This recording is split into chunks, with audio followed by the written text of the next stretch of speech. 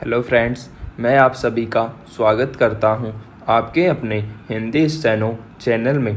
दोस्तों, अगर आपको मैटर की पीडीएफ चाहिए तो हमारा टेलीग्राम ग्रुप ज्वाइन कर सकते हैं, जिसका लिंक डिस्क्रिप्शन में दिया हुआ है।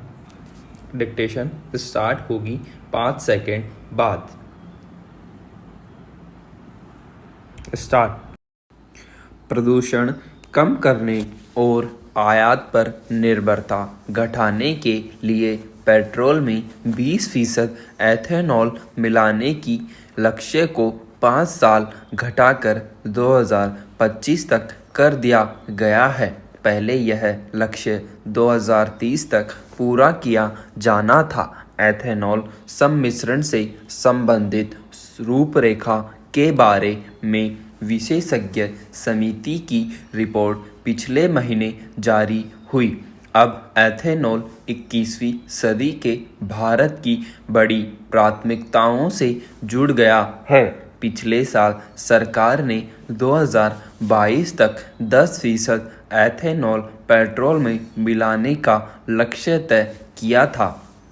किसी आधारभूत उत्पाद या तकनीक के संदर्भ में दूसरों पर आश्रित रहना देश के अर्थतंत्र के लिए कितना भारी पड़ता है, इसका ज्वलंत और पीड़ादायी प्रमाण भारत में कच्चे तेल की कमी के रूप में देखा जा सकता है। पेट्रोल और डीजल की कीमतों में लगातार हो रही मूल्य वृद्धि ने आम आदमी की कमर तोड़ दी है।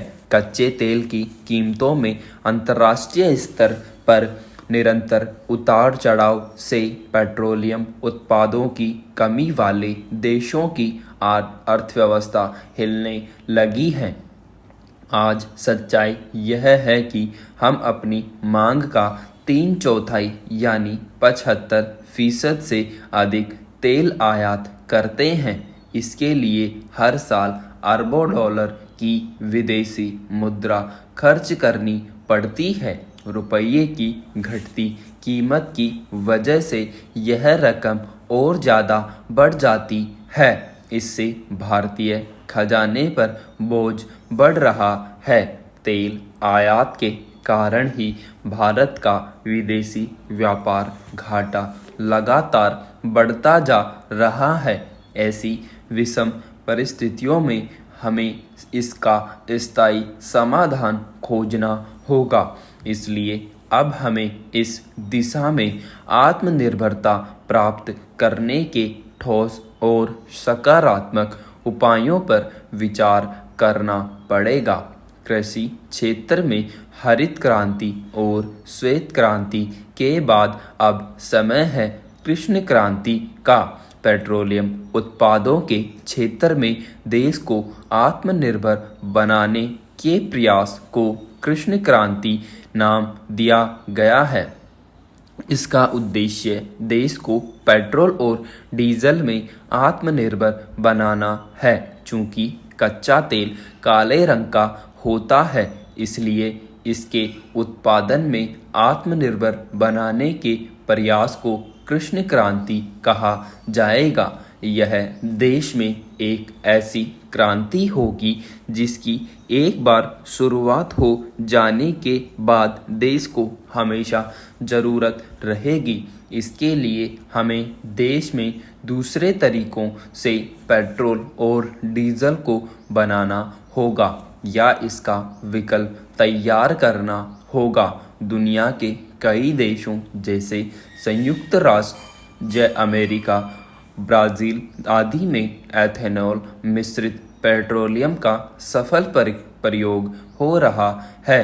ब्राज़ील में फसल पर कीटनाशी पाउडर छिड़कने वाले विमान इपनेमा का ईंधन पारंपरिक ईंधन में एथेनॉल मिलाकर तैयार किया जाता है। यह प्रदूषण रहित होने के साथ साथ किसी भी अन्य अच्छे ईंधन की तरह उपयोगी होता है। अब इसका प्रयोग विदेशों में लगातार बढ़ता जा रहा है। असल में 2014 तक भारत में औसतन सिर्फ 1 से 1.5% एथेनॉल मिलाया जाता था, लेकिन आज यह करीब 8.5% तक पहुंच गया है। वर्ष 2013-14 में जहां देश में 38 करोड़ लीटर एथेनॉल खरीदा जाता था, वहीं अब 8 गुना से भी ज़्यादा बढ़कर यह करीब 320 करोड़ लीटर हो गया है। पिछले साल पेट्रोलियम कंपनियों ने 21,000 करोड़ रुपये का एथेनॉल खरीदा था और इसका बड़ा हिस्सा देश के किसानों, विशेषकर गन्ना किसानों को गया है। एथेनॉल गन्ना, चुकंदर, मकई, जौ, आलू, सूरजमुखी या सफ़ेदा से तैयार किया जाता है। यह गन्ना, गेहूं और टूटे चावल जैसे खराब हो चुके खाद्यान्न और कृषि अवशेषों से भी निकाला जाता है। इससे प्रदूषण भी कम होता है और किसानों को आमदनी का एक विकल्प भी मिल जाता है। एथेनॉल चीनी मिलों से निकलने वाले सीरे से भी बनाया जाता है। पहले यह बेकार चला जाता था। एथेनॉल पेट्रोल के प्रदूषक तत्वों को कम करता है। ब्राज़ील में 20% वाहनों में इसका प्रयोग होता है। अगर भारत में ऐसा होने लगे तो पेट्रोल की बचत के साथ साथ विदेशी मुद्रा की बचत में भी यह सहायक होगा। देश में कई लाख हेक्टेयर भूमि बेकार पड़ी है। अगर मात्र 1 करोड़ हेक्टेयर भूमि में ही एथेनॉल देने वाली फसलों को लगाया जाए तो भी देश तेल के मामले में काफ़ी हद तक आत्मनिर्भर बन सकता है। इसी तरह बायोडीजल के लिए रतनजोत का उत्पादन किया जा सकता है। कई विकसित देशों में वाहनों में बायोडीजल का प्रयोग कामयाब रहा है। भारत की तेल कंपनी इंडियन ऑयल भी इसका परीक्षण कर चुकी है। यह साबित हो चुका है कि वर्तमान वाहनों के इंजन में बिना किसी प्रकार का परिवर्तन लाए इसका प्रयोग संभव है। रतनजोत समशीतोष्ण जलवायु वाला पौधा है जिसे देश में कहीं भी उगाया जा सकता है। इसे उगाने के लिए पानी की भी बहुत ज़रूरत नहीं होती। यह बंजर जमीन पर भी आसानी से उग सकता है। रतनजोत की खेती के लिए रेलवे लाइनों के पास खाली पड़ी भूमि का उपयोग किया जा सकता है। कम होती उपजाऊ भूमि या बंजर जमीन में रतनजोत का उत्पादन करके न सिर्फ इस जमीन का बड़े पैमाने पर उपयोग कर पाएंगे बल्कि बायोडीजल बनाकर देश को प्रदूषण से मुक्ति भी दिला सकते हैं।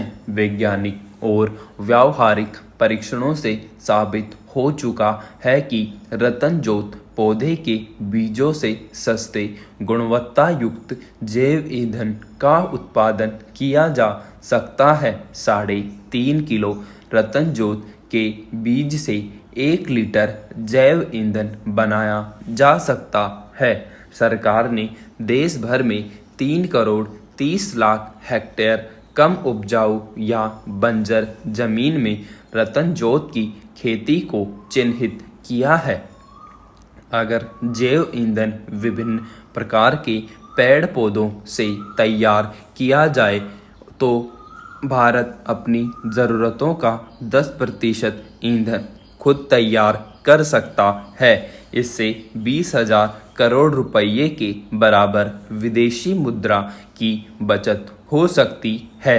ज्यों-ज्यों जैव ईंधन का उत्पादन बढ़ेगा, इसके दामों में भी कमी आएगी।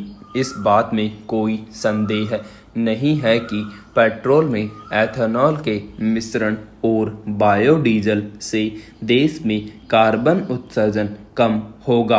अमेरिकी अंतरिक्ष एजेंसी नासा ने एक अध्ययन में बताया कि पिछले 10 लाख वर्षों में इस समय वातावरण में कार्बन डाइऑक्साइड का स्तर 100 ppm अधिक है। संभव है यह स्तर पिछले 2.5 करोड़ वर्षों में सर्वाधिक हो। वास्तविकता तो यह है कि पिछले 18 वर्ष में जैविक ईंधन के जलने की वजह से कार्बन डाइऑक्साइड का उत्सर्जन 40% तक बढ़ चुका है और पृथ्वी का तापमान 0.7 डिग्री सेल्सियस तक बढ़ा है।